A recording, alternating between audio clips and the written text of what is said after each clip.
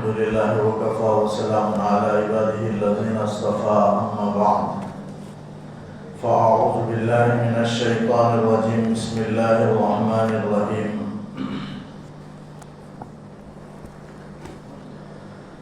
فتقبلها ربها بقبول حسن وأنبتها نباتا حسنا وكفلها زكريا كلما دخل عليها زكريا المحراب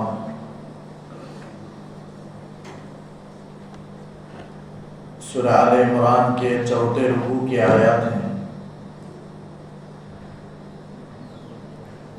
کل حضرت مریم علیہ السلام کا تذکرہ چل رہا تھا گزشتہ آیت میں کہ ان کی والدہ نے حنہ نے نظر مانی تھی کہ اگر بچہ پیدا ہوا تو ہیکل کی خدمت کے لیے، بیت المقدس کی خدمت کے لیے، کام پر لگانے کے لیے، اللہ کے گھر کے لیے میں اس بچے کو آزاد کر دوں گی۔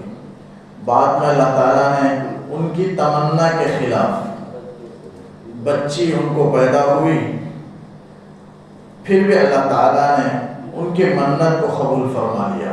مریم کی والدہ نے اپنی بچی کا نام مریم رکھا اور اللہ کے حفاظت میں، پناہ میں دے دیا شیطان مردود سے۔ گزشتہ کل وہاں تک ہوئی۔ اس کے بعد اللہ تعالیٰ نے کہا فتقبلها ربها،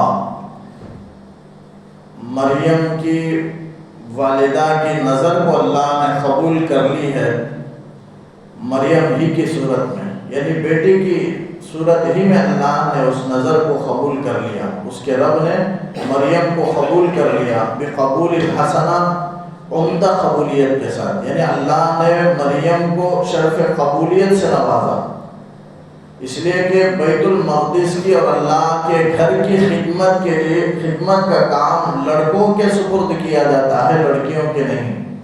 تو اس زمانے میں بھی بیت المقدس میں جو ہیکل کی خدمت کے لیے مقرر تھے وہ لڑکے تھے، اور لڑکے ہی وہ خدمت انجام دیا کرتے تھے یہودیوں میں سے، جو اس زمانے میں دین حق تھا۔ لیکن لڑکی جب حضرت مریم کے والدہ نے معلوم کر لیا کہ اللہ نے قبولیت سے نوازا ہے، تو اپنی بیٹی مریم کو لے کر وہ بیت المقدس میں حاضر ہوئی، اور وہاں کے علماء سے، احبار سے آ کر کہنے لگی، جو یہودی علماء ہیں، کہ اس نظر کی ہوئی بچی کو لے لو، میں نے نظر مانی ہے کہ بیت المقدس کی خدمت کے لیے ہے، لہذا یہ وقف ہے، تم ان کو لے لو۔ چنانچہ ہر ایک وہاں رہنے والے حضرت مریم کو لینا چاہتے تھے، اپنی تربیت میں، اپنی پرورش میں، اپنی کفالت میں وہ حضرت مریم کو لینا چاہتے تھے، ہر ایک لینا چاہتے تھے، کیونکہ ان کے والد، حضرت مریم کے جو والد ہیں عمران، وہ بڑے نیک تھے اور بیت المقدس کے وہ ایک ذمہ دار تھے، اعلیٰ درجے کے وہ ذمہ دار تھے عمران، اس لیے اپنے امام کی بیٹی ہیں، اس لیے وہ ہر ایک لینا چاہتا تھا، ان کی کفالت کی ذمہ داری کو بہت فضیلت کی چیز سمجھتے تھے۔ تو ان میں سے ہر ایک نے اختلاف کیا کہ مریم کی کفالت، مریم کی پرورش میں کروں گا۔ اس کے بعد اختلاف ہو گیا، قرآن نازل ہوئی، بہرحال وہ آگے اللہ تعالیٰ اس کا ذکر کرتا ہے۔ تو فتقبلها ربها بقبول حسن، عمدہ قبولیت کے ساتھ اس کے رب نے اسے قبول کر لیا، وَأَنبَتَهَا نَبَاتًا حَسَنًا، اور عمدہ طریقے سے اللہ تعالیٰ نے ان کو بڑھایا، اچھا نشوونما دیا اللہ نے، یعنی مریم کو قبول کر کے مریم کو اللہ نے اچھا نشوونما دیا۔ مفسرین نے لکھا ہے اچھا نشوونما کا مطلب یہ ہے کہ مریم جب آئیں، حضرت زکریا علیہ السلام ان کی کفالت کیے، ان کی پرورش بیت المقدس کے اندر، اب اللہ نے ان کو اچھا پروان چڑھایا، اچھا نشوونما دیا، یعنی ظاہری اعتبار سے ہر طرح کے پھل، عمدہ غذائیں، جسم کے اعتبار سے بہت صحت مند بنایا اور بہت خوبصورت بنایا جسمانی اعتبار سے۔ یہ انبتہا نباتا حسنا میں دو معنی ہے، ایک ظاہری معنی، ایک باطنی معنی۔ ظاہری نشوونما یہ ہے کہ اللہ نے جسمانی اعتبار سے بہت خوبصورت بنایا، صحت کے اعتبار سے بہت اچھا بنایا، اور غذا کے اعتبار سے بہترین عمدہ غذائیں ان کو دیا کرتا تھا، اللہ تعالیٰ پہنچاتا تھا، تو یہ ظاہری ہے۔ اور باطنی کا مطلب اللہ تعالیٰ نے حضرت مریم کو اچھا نشوونما دیا، یعنی روحانی اعتبار سے ان کو پاکیزہ بنایا، ان کو مقدس بنایا، ان کو نیک صفات والی بنایا، نیکوکاروں میں سے بنایا، پاکیزہ بنایا۔ تو مقدس شخصیات میں سے تھیں حضرت مریم علیہ السلام۔ تو روحانی اعتبار سے بھی بہت عمدہ، عالی شان، ان کی سیرت اچھی، ان کے صفات اچھے، ان کے اخلاق بہت اعلیٰ عمدہ۔ تو روحانی اعتبار سے بھی اور ظاہری اعتبار سے بھی بڑی خوبصورت تھیں اور بڑی صحت مند تھیں۔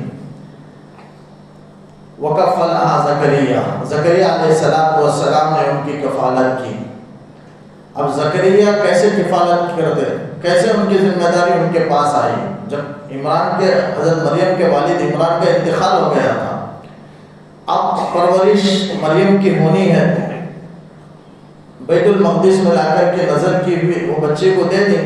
اب وہاں حضرت زکریا علیہ السلام ہے بیت المقدس میں، اور بھی افراد تھے، تو کل 20 پر 9 علماء تھے، 29 افراد تھے جو آپس میں ان کی پرورش کے سلسلے میں اختلاف کر رہے تھے۔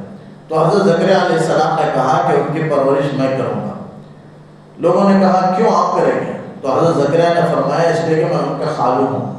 حضرت مریم علیہ السلام کے خالو زکریا علیہ السلام، چونکہ زکریا علیہ السلام کے نکاح میں حضرت مریم کی خالہ تھی۔ حضرت مریم کی جو والدہ حنا ہے، ان کی بہن عشیا، بعض روایتوں میں لوگ مشہور ہے عشاء کر کے، وہ غلط ہے، شین پہلے ہے یا بعد میں، عشیا ہے۔ تو حنا کی بہن عشیا ہے، وہ عشیا حضرت زکریا علیہ السلام کے نکاح میں تھی، جو حضرت یحییٰ علیہ السلام کی والدہ ہیں عشیا، اور حضرت زکریا علیہ السلام کی بیوی ہیں، حضرت مریم کے خالو ہیں زکریا علیہ السلام۔ تو مریم کی خالہ حضرت عشیا حضرت زکریا کے نکاح میں تھی، تو اس لیے حضرت زکریا خالو ہوئے، اور ان کے نکاح میں حضرت مریم کی خالہ تھیں۔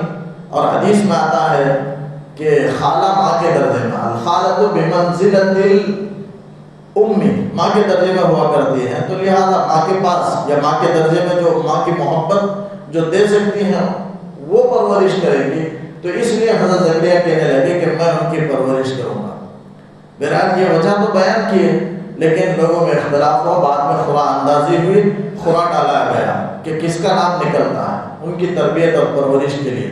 اس کا تذکرہ آگے اللہ تعالیٰ اگلی آیت میں کر رہا ہے، وہاں اس کا ذکر کروں گا۔ تو وَكَفَّلَهَا زکریا، بہرحال خورا میں بھی حضرت زکریا علیہ السلام کا نام ہی آیا۔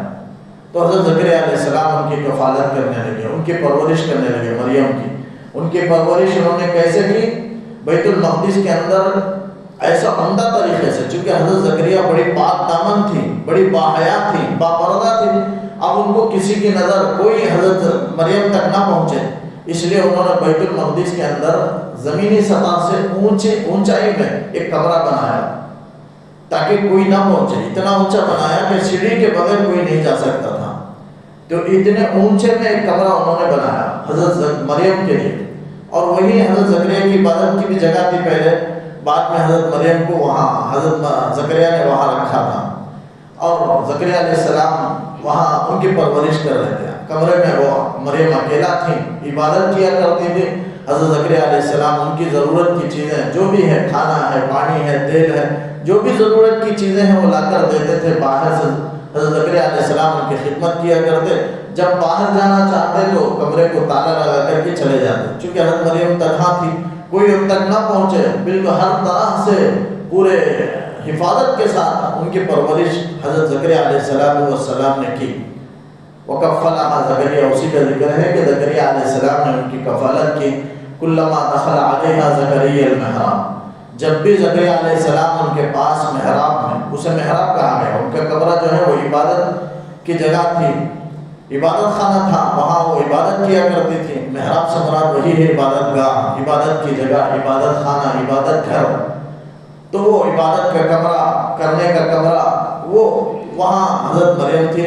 تو محراب میں اس عبادت گاہ میں جب بھی حضرت زکریا علیہ السلام داخل ہوتے تو وجد عندہا رزقا، مریم کے پاس رزق پاتے تھے۔ رزق سے کیا مراد ہے؟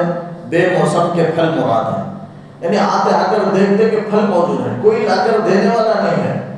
حضرت زکریا علیہ السلام کو اب تک کوئی بیٹے نہیں ہیں کہ آ کر کے وہ مریم کی خدمت کریں، ایسا زکریا کے بیٹے بھی موجود نہیں ہیں، کمرہ بھی تالا ہے، لگا ہوا ہے، اور مریم بھی باہر نہیں جا سکتی ہے اتنا، لیکن اکیلا کمرے میں ہونے کے باوجود بے موسم پھل وہاں رکھے ہوئے ہوتے تھے. تو وجد عندہا رزقا، حضرت مریم کے پاس بے موسم پھل وہاں پاتے تھے، دیکھتے تھے. بے موسم یعنی سردی کے زمانے میں گرمی کے زمانے کا پھل، اور گرمی کے زمانے میں سردی کے زمانے کے پھل.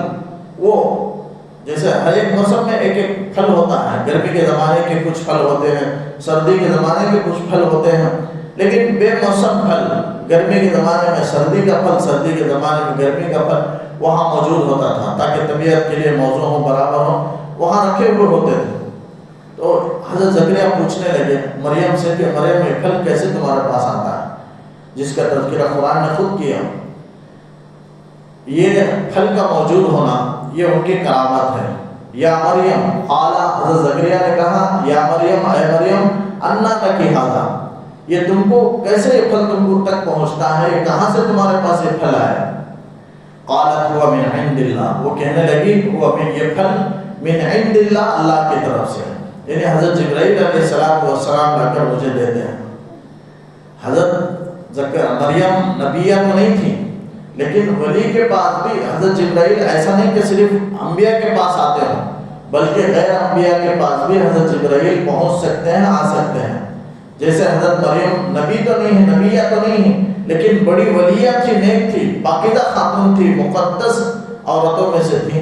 تو حضرت جبرائیل علیہ السلام اللہ کے حکم سے وہاں جو بھی آدمی اللہ پر توکل کر لے، اللہ کی عبادت کے لیے اس کے آگے سجدہ ریز ہو جائے اور عبادت کے لیے ٹہر جائے، ایک جگہ رک جائے، تو پھر اللہ تعالیٰ اس کے توکل کے مطابق دنیاوی اسباب کے بغیر بھی اللہ تعالیٰ اسے رزق پہنچا سکتے ہیں. لیکن ہم اگر ایسا کریں تو نہیں ہوگا، ہمارا توکل ہی ناقص ہے.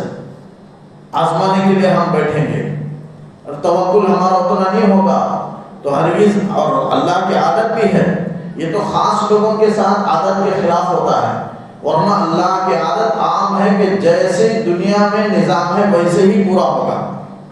اب اگر کوئی اکیلا تنہا بیٹھ کر کے اللہ سے امید لگائے کہ مجھے اللہ تعالیٰ آسمان سے رزق اتارے گا، ذکر میں بیٹھ جائے تو رزق نہیں اترے گا، کیونکہ دنیا میں دارالاسباب ہے اور اسباب کے تحت ہی اللہ تعالیٰ دنیا کو چلاتے ہیں. سبب ہونا ہے، لیکن وہ خاص لوگ تھے، چند لوگ خاص تھے جن کے ساتھ اللہ نے خاص معاملہ کیا.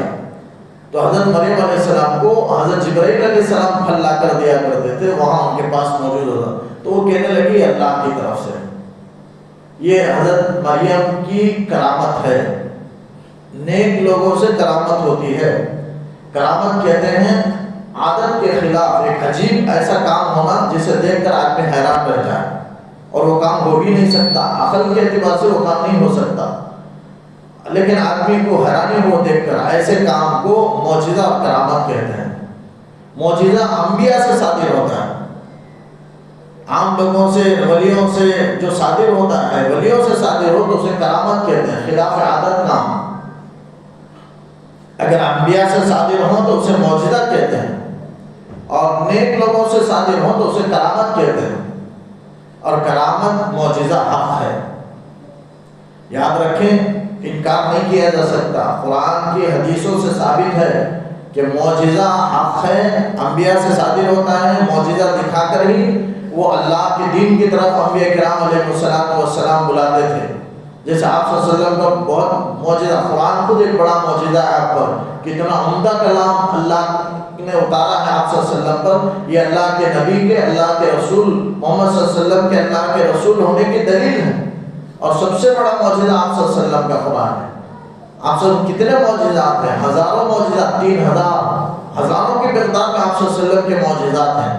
چاند کو 2 ٹکڑے کرنا، آپ نے اشارہ کیا، چاند کے 2 ٹکڑے ہو گئے. اور آپ صلی اللہ علیہ وسلم کے زمانے کے جو بادشاہ، کیرلا کا بادشاہ تھا، اس نے اس کو دیکھ کر کے ایمان قبول کیا تھا. تو بہرحال وہ معجزہ آپ صلی اللہ علیہ وسلم کے ہاتھوں ہزاروں کی تعداد میں ہوا. تو معجزہ بھی حق ہے، کرامت بھی حق ہے. لیکن یہ یاد رکھیں اللہ کے ولی کے لیے کرامت ہونا کوئی ضروری نہیں. کرامت ہو جائے تو یہ اس بات کی دلیل ہے کہ وہ بندہ اللہ کا خاص ہے، وہ اللہ کا خاص بندہ ہے. یہ اس کی دلیل ہے کرامت ہونا. اگر کسی کے ہاتھ سے کرامت ہو، خلاف عادت کام ہو، تو اس بات کی دلیل ہے کہ وہ اللہ کا مقرب بندہ ہے، اللہ کا نیک بندہ ہے، اللہ کا دوست ہے، اللہ کا خاص بندہ ہے، یہ اس بات کی دلیل۔ لیکن اللہ کے ولی کے لیے کرامت ہونا تو کوئی ضروری نہیں، کرامت ہو جائے تو ولی ہونا ضروری ہے، لیکن ولی بن جائے، کوئی بھی اپنے ولی بن سکتا ہے، نیک ہو سکتا ہے، بظاہر معلوم نہیں ہوتا، بڑا متقی ہے، نوافل کا پابند ہے، فرائض واجبات کوئی پورا کر رہا ہے، نوافل کوئی پورا کر رہا ہے، سنتوں کے مطابق زندگی کو گزار رہا ہے، تو وہ ولی ہو سکتا ہے۔ ولی ہونے کے لیے کرامت کا ہونا کوئی ضروری نہیں، اگر ہو جائے تو ولی ہو سکتا ہے، ولی ہے، لیکن ہونا کوئی ضروری نہیں ہے۔ اگر ولی ہے تو کرامت اس کے ہاتھ سے ہونا یہ کوئی ضروری نہیں ہے، بغیر کرامت کے بھی آدمی ولی بن سکتا ہے۔ تو بہرحال یہ کرامت یہ سب حق ہے، ایک بات یہ ہے کہ یہ حق ہے، انکار نہیں کر سکتے معجزہ اور کرامت کو۔ اگر خلاف عادت کا برے لوگوں سے، کافروں سے، نیک نافرمانوں سے، گنہگاروں سے ہو تو اسے جادو کہتے ہیں۔ خلاف عادت کا جادو ہو سکتا ہے خلاف عادت، لیکن وہ نافرمانوں سے وہ صادر ہوگا، نیک لوگوں سے صادر ہو تو اسے کرامت کہتے ہیں۔ تو یہ حق۔ اب دوسری بات یہ ہے کہ یہ جو کرامت یا معجزہ ہے یہ بندے کے، نبی کے اور ولی کے اختیار میں نہیں ہے، بلکہ اللہ کی مشیت اور اللہ کا حکم جب تک نہیں ہوگا وہ کرامت، وہ معجزہ ظاہر نہیں ہو سکتا۔ اللہ کی مشیت ہی سے وہ معجزہ اور کرامت ظاہر ہو رہا ہے، تو اللہ کی مشیت ساتھ ہے، بندے کا کوئی اختیار نہیں ہے۔ نبی اگر چاہیں خود سے یا ولی چاہیں تو کرامت نہیں بتا سکتے جب تک اللہ کی مشیت نہ ہو، اللہ نہ چاہے تب تک خود سے نہیں بتا سکتے، ان کے اختیار میں نہیں ہے۔ اور پھر اگر اللہ چاہے تو پھر وہ بتا سکتے ہیں کرامت۔ اور پھر یہ بھی یاد رکھیں کرامت جس سے صادر ہوتا ہے اس کا یہ مطلب نہیں ہے کہ دنیا کا پورا اختیار، تصرف اس کے ہاتھ میں، اس کے قبضے میں دے دیا گیا۔ کرامت ہوئی ہے تو اس کا مطلب یہ نہیں ہے کہ دنیا کے تصرف کا اختیار اسے مل گیا، تصرف کا اختیار صرف اللہ کو ہے۔ بعض جیسے بدعتی حضرات اولیاء اللہ کے سلسلے میں کرامتوں کو بتا کر کے شرکی عقائد کی طرف لے کر کے آتے ہیں اور کہتے ہیں کہ یہ تصرف کا ان کو اختیار ہے، یہ کام دنیا میں کر سکتے ہیں، ہرگز نہیں کر سکتے۔ تصرف کا اختیار نہیں دیا جاتا، صرف کرامت ظاہر ہوتی ہے، تصرف کا اختیار نہیں دیا جاتا۔ تصرف صرف اور صرف اللہ ہی کر سکتا ہے، اللہ کے علاوہ کوئی تصرف نہیں کر سکتا۔ نبی کے بارے میں عقیدہ رکھتے ہیں، ولی کے بارے میں عقیدہ رکھتے ہیں، تصرف کا یہ سب غلط ہے، تصرف پورا کا پورا اللہ کے قبضے میں ہے، بس کرامت ان سے ظاہر ہوئی ہے۔ تو یہ ولیت تھی، ان سے کرامت ظاہر ہوئی، کہنے لگی ہوا من عند اللہ ان اللہ یرزق من یشاء بغیر حساب، بلا شبہ اللہ تعالیٰ بے حساب جس کو چاہتا ہے رزق دیتا ہے، یعنی بغیر محنت کے بھی اللہ تعالیٰ وافی طور پر، کافی طور پر ایک بڑی مقدار میں اللہ تعالیٰ رزق دے دیتا ہے بغیر محنت کے بھی، یعنی جسے چاہتا ہے، اس کی چاہنے کی، اس کی مشیت کی بات ہے۔ ہنالک دعا زکریا ربہ، اسی موقع پر حضرت زکریا نے اپنے رب سے دعا کی۔ یہاں زکریا دیکھیں بے موسم پھل مل رہا ہے، اس سے پہلے انہوں نے دعا نہیں کی، دعا کی تھی لیکن بالکل بڑھاپے کا عمر آ گیا، 120 سال حضرت زکریا علیہ السلام کی ہو چکی تھی، ان کی بیوی کی عمر 98 سال، اور پر 8 سال ہو گئی، اب ان کو کوئی اولاد نہیں، اب بالکل امید بھی نہیں ہے کہ اولاد ہوگی، اس لیے کہ بڑھاپے کے عمر تو پہنچ چکے ہیں۔ لیکن جب زکریا علیہ السلام مریم کے بعد بے موسم پھل دیکھے تو فوراً وہی دعا کرنے لگے، وہ واقعے سے غور کرنے لگے، جب اللہ بے موسم پھل دینے پر قادر ہے تو مجھے بے موسم بچہ دینے پر بھی قادر۔ بے موسم مطلب جوانی کی عمر نہیں ہے، بڑھاپے کی عمر ہے، تو بے وقت اللہ تعالیٰ مجھے بچہ بھی دے سکتا ہے، اللہ قادر ہے سب پر۔ جب ان کو یہ یقین، یہ اس سے یہ بات انہوں نے معلوم کی تو فوراً دعا کی، ہنالک دعا زکریا ربہ، یہی حضرت زکریا علیہ السلام نے اپنے رب سے دعا کی۔ لیکن یاد رکھیں آج اگر کوئی بوڑھا دعا کرتا ہے بچے نہ ہونے کی صورت میں تو نہیں ملے گا بچہ، اس لیے کہ اللہ کی عادت ہے دنیا میں کہ بڑھاپے کے اسباب ظاہریہ کے مطابق اللہ تعالیٰ دنیا کے نظام کو چلا رہا ہے، عادیہ کے مطابق۔ اب کوئی بوڑھا دعا کرے تو نہیں ملے گا، کیوں نہیں ملے گا؟ اور یہ دعا کرنا بے ادبی بھی ہے، ناممکن کی دعا کرنا۔ کوئی مرغی پل رہا ہے، مرغی انڈا دے رہے، دعا کرتا ہے اللہ یہ ہر دن سونے کا انڈا دے، یہ دعا قبول نہیں ہوگی، اس لیے کہ یہ سب اسباب کے خلاف ہے، ناممکن ہے۔ اللہ کر سکتا ہے، قادر ہے، لیکن دنیا کے نظام کو اللہ تعالیٰ دنیا کے ظاہری اسباب کے تحت چلا رہا ہے، اس لیے اللہ تعالیٰ نہیں دے گا۔ قادر تو ہے دینے پر، قدرت تو رکھتا ہے، کر سکتا ہے، لیکن نہیں دے گا، ورنہ سارا نظام درہم برہم ہو جائے گا، بگڑ جائے گا۔ تو بہرحال اگر کوئی یہ دعا مانگے اور آج کوئی بوڑھا دعا مانگے دے دے تو اللہ تعالیٰ نہیں دے گا، یہ سب ناممکنات میں سے، اور ایسی دعا کرنا بے ادبی بھی ہے، وہ اللہ کو آزما رہا ہے۔ اللہ تعالیٰ تو قادر ہے، لیکن اللہ کو کہہ کر کے یہ آزما رہا ہے، یہ اس کی غلط فہمی ہے اور بے ادبی ہے، بے ادبی ہے، ایسے دعا کرنا ناممکن۔ ہاں اگر کوئی بات ظاہر ہو جائے تب مان سکتے، جیسے حضرت زکریا علیہ السلام کو بے موسم پھل وہاں موجود پائے ہو، تو دل میں خیال آیا کہ بے موسم پھل اللہ دے سکتا ہے، تو بغیر عمر کے، جب بغیر جوانی کے اللہ بیٹا بھی، لڑکا بھی، اولاد بھی عطا کر سکتا ہے، ایک دلیل وہاں ان کو مل گئی۔ اگر دلیل کی وجہ سے اگر کوئی دعا مانگتا ہے، کوئی کسی بات کے سامنے آ جانے کی وجہ سے مانگتا ہے، تب مانگ سکتا ہے، مانگنے کی اجازت ہے۔ جیسے کہ یہاں حضرت زکریا علیہ السلام دعا کیے، دلیل مل جانے کی وجہ سے انہوں نے دعا کی تو اللہ نے دعا قبول فرما لیا۔ آگے خوشخبری دے رہا ہے، حضرت زکریا نے کہا رب ہب لی من لدنک ذریۃ طیبہ، اے اللہ مجھے اپنی جانب سے عطا فرما ایک پاکیزہ اولاد، نیک اولاد مجھے عطا فرما۔ تو دعا مانگنی چاہیے اولاد کی نہیں بلکہ نیک اولاد کی، صرف اولاد کی دعا ماں باپ کو نہیں کرنی چاہیے، بلکہ انبیاء کی پوری یہ امت کی تعلیم کے لیے اللہ تعالیٰ جو بھی قرآن میں نقل کر رہا انبیاء کے واقعات کو، انبیاء کی دعاؤں کو، یہ سب ہماری تعلیم کے لیے ہے۔ انبیاء سے بڑھ کر کون اللہ سے عمدہ انداز سے، عمدہ طریقے سے کون مانگ سکتا ہے؟ انبیاء سے بڑھ کر کوئی نہیں مانگ سکتا۔ تو یہاں کتنا بہترین انہوں دعا کر رہے ہیں کہ ذریۃ طیبہ، ذریت اولاد کو کہتے ہیں، طیبہ پاکیزہ، نیک۔ تو ذریۃ طیبہ کو انہوں نے مانگا، صرف ذریت کو نہیں مانگا۔ تو والدین کو چاہیے کہ اولاد کی فکر کریں، ان کے لیے باقیات صالحات میں سے ہے، ان کے لیے صدقہ جاریہ میں سے ہے نیک اولاد کا ہو جانا، کہ مرنے کے بعد ان کے ثواب کے لیے اضافہ، ان کے درجات کی بلندی کا ذریعہ نیک اولاد ہے۔ تو اس لیے ذریۃ طیبہ کی دعا مانگے، نیک اولاد کی دعا مانگے۔ انہوں نے جیسا حضرت زکریا دعا مانگ رہے علیہ السلام کہ حب لی من لدنک ذریۃ طیبہ انک سمیع الدعاء، اے اللہ تو دعاؤں کو سننے والا ہے، میں مانگ رہا ہوں کہ اپنی طرف سے مجھے نیک اولاد عطا فرما۔ تو اللہ تعالیٰ نے دعا قبول فرما لیا۔ اب فرشتہ ندا دے رہے ہیں، فرشتہ آواز دے رہا ہے، فنادته الملائکہ، فرشتے نے آواز دی۔ فرشتے سے مراد کون فرشتے ہیں؟ حضرت جبرائیل علیہ السلام ہے، مفسرین نے لکھا جبرائیل ہیں۔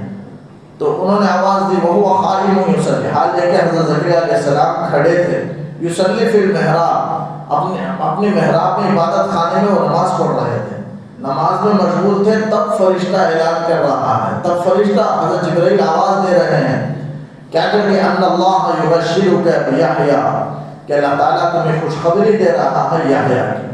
خالی ایک لڑکے کی نہیں بتایا، اولاد کی نہیں بولیا، بلکہ بیٹے کی، اور بیٹے کی بھی نہیں بولیا، بلکہ نام بھی اللہ نے متعین کر دیا یحییٰ کا۔ اللہ تعالیٰ تمہیں خوشخبری دے رہا ہے یحییٰ کی، نماز میں ان کو خوشخبری دی گئی۔ تو حضرت زکریا علیہ السلام کو یقین ہو گیا کہ اللہ کی طرف سے مجھے خوشخبری دے دی گئی ایک لڑکے کی، یا جس کا نام یحییٰ ہوگا۔ سورہ مریم میں بھی اس کا تذکرہ ہے اس خوشخبری کا، یا زکریا انا نبشرک بغلام، اے زکریا ہم تم کو ایک لڑکے کی خوشخبری دے رہے ہیں، اسمہ یحییٰ، اس کا نام یحییٰ ہوگا، ان کا نام یحییٰ ہوگا۔ وہاں سورہ مریم میں بھی اللہ نے تذکرہ کیا۔ اب یحییٰ کی صفت کو اللہ نے آگے بیان فرمایا کہ یحییٰ کیسے ہوں گے، مصدقا بکلمۃ من اللہ، اللہ کے کلمے کی تصدیق کرنے والے ہوں گے۔ کیا مطلب ہے؟ سچا بتانے والے۔ اللہ کے کلمے سے مراد یہاں حضرت عیسیٰ علیہ السلام، حضرت عیسیٰ علیہ السلام بغیر باپ کے پیدا ہوئے۔ یہودی آج بھی حضرت مریم پر تہمت لگا رہے ہیں کہ حضرت مریم سے نعوذ باللہ غلط پھیلی ہوئی، بد پھیلی ہوئی، جس سے حضرت عیسیٰ علیہ السلام پیدا ہوئے۔ یہودی آج بھی عیسائی کو یہ تانا دیتے ہیں اور حضرت مریم کی شان میں گستاخی اور بیعت بھی کرتے ہیں کہ وہ حضرت مریم سے بدفعلی ہوئی حضرت عیسیٰ علیہ السلام، نعوذ باللہ انہوں نے آج بھی یہودیوں، لیکن یہودیوں کا رد ہے، اللہ تعالیٰ آگے رد کر رہا ہے۔ تو حضرت عیسیٰ علیہ السلام بغیر باپ کے پیدا ہوئے، اب اس کی تصدیق کون کریں گے، سچا کون بتائیں گے؟ حضرت یحییٰ علیہ السلام پیدا ہو کر حضرت مریم اور حضرت یحییٰ دونوں خالہ زاد ہیں، تو حضرت یحییٰ کو اللہ نے پیدا کیا جو آ کر حضرت عیسیٰ علیہ السلام کی تصدیق کریں گے اور کہیں گے کہ اللہ کی طرف سے عطا کیا ہوا بیٹا ہے، بغیر باپ کے پیدا ہوا۔ ان کو حضرت عیسیٰ کو کلیمت اللہ کہا جاتا ہے، کیوں؟ اس لیے کہ کلیمت اللہ کے معنی ایک عربی میں ایک کلمہ ہے کن ایک کلمہ ہے، کن کے معنی تو ہو جا، یعنی اللہ جب کسی چیز کا ارادہ کرتا ہے تو اسے کہتا ہے تو ہو جا، تو وہ چیز ہو جاتی ہے، تو عربی میں اسے کن کہتے ہیں۔ اور ایک کلمہ ہے، حضرت اللہ کے کلمے سے پیدا ہوئے حضرت عیسیٰ کن سے، تو اس لیے حضرت عیسیٰ علیہ السلام کو کلیمت اللہ کہا جاتا ہے، اللہ کے کلمے کن سے پیدا کیے گئے، یہ مطلب ہے ان کو اسی لیے کلیمت اللہ کہا جاتا ہے۔ تو کلیمت اللہ کی تصدیق کرنے والے ہوں گے حضرت یحییٰ علیہ السلام کے اللہ صفات بیان کر رہا ہے۔ ایک پہلی صفت مصدقا بکلمۃ من اللہ، دوسری صفت وسیدا، سردار ہوں گے، امام ہوں گے، مقتدا ہوں گے، رہنما ہوں گے، ساری انسانیت کو راہ دکھانے والے، سچائی کی طرف لانے والے یہ ہوں گے حضرت یحییٰ، یہ دوسری صفت۔ اور تیسری صفت اللہ نے بیان کی حصوراً جائز خواہش سے بچنے والے، عورتوں سے رکنے والے، یہ اچھا معنی ہے۔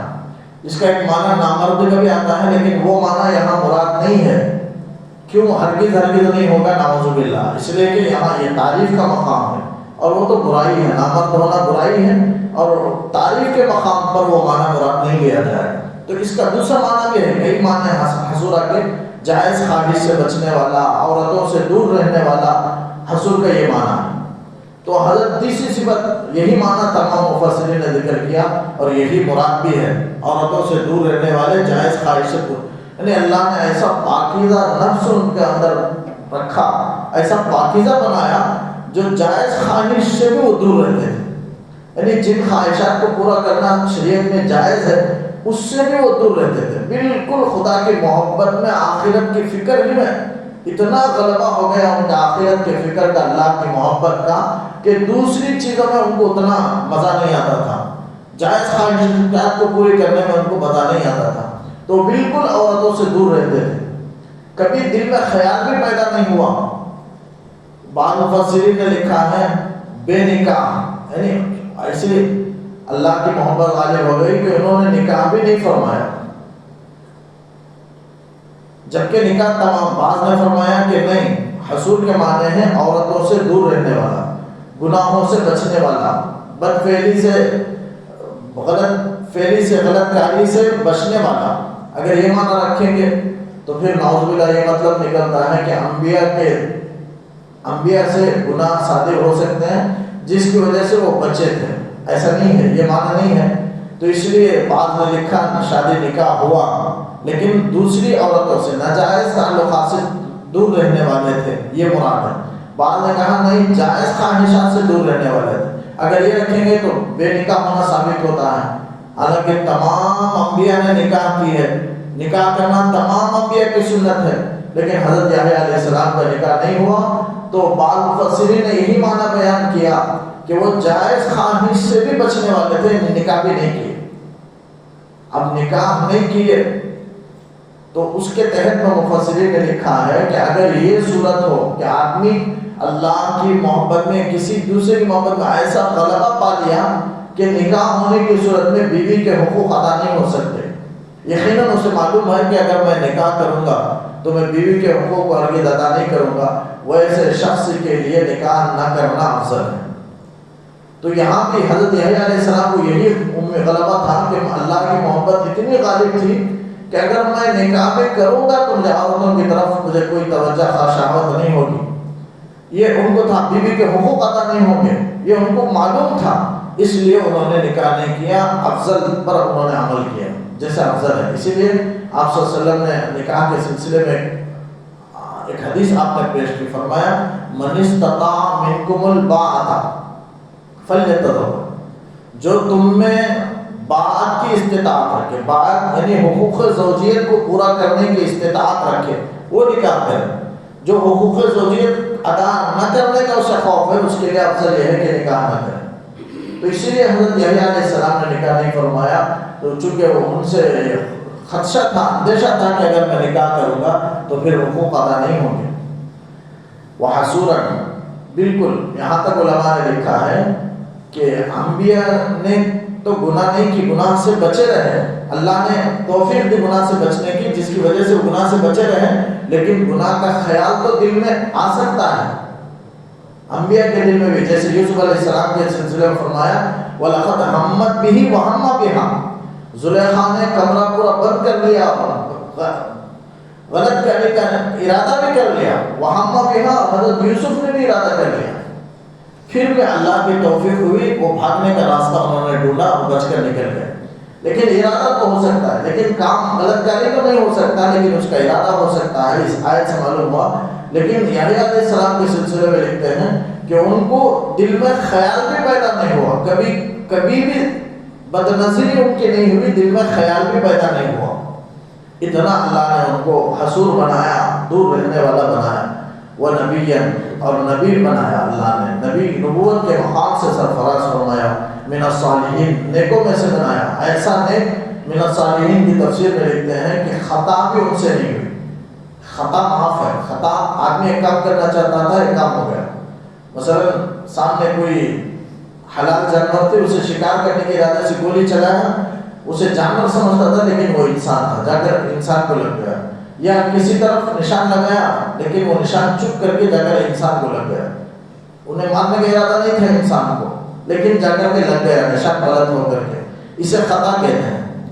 کوئی ایک کام کرنا چاہتا تھا لیکن اس کے خلاف دوسرا کام ہو گیا. خطا معاف ہے اس امت میں. رفع عن امتی الخطأ والنسیان وما استکرهوا علیہ. لیکن حضرت یحییٰ علیہ السلام ایسے پاک تھے کہ ان سے خطا بھی نہیں ہوا. جو گناہ صغیرہ سے بالکل کم ہے، جو خود بخود معاف ہے، وہ گناہ صغیرہ تو نیک اعمال سے معاف ہوتے ہیں، اور گناہ کبیرہ کے لیے توبہ شرط ہے. اس لیے کہ الا من تاب اللہ نے ذکر فرمایا، جہاں جہاں بھی گناہ کبیرہ ذکر فرمایا الا من تاب کی شرط ہے، یعنی جو توبہ کرے اسے اللہ نے معافی کا اعلان کیا ہے. تو اس لیے علماء نے لکھا ہے گناہ کبیرہ سے پاک ہونے کے لیے توبہ ضروری ہے، گناہ صغیرہ کے لیے بھی توبہ ضروری ہے، لیکن نیک اعمال سے بھی وہ ختم ہو جاتے ہیں. لیکن خطا اور نسیان، بھول، یہ سب ایسے غلطیاں ہیں جو خود بخود معاف ہیں. ایسی غلطی بھی نہیں ہوئی. اتنے نیک اتنے صالح تھے حضرت یحییٰ علیہ السلام. قال رب أنى يكون لي غلام وقد بلغني الكبر وامرأتي عاقر قال كذلك الله يفعل ما يشاء. ابھی بہت سی آیتیں باقی تھیں، کہنے کا ارادہ تھا، وقت ختم ہو چکا ہے. تھوڑے سے وقت میں ان کو بیان نہیں کیا جا سکتا. انشاءاللہ آئندہ کل آگے تفسیر ہوگی. اللہ تعالیٰ سے دعا ہے کہ عمل کی توفیق عطا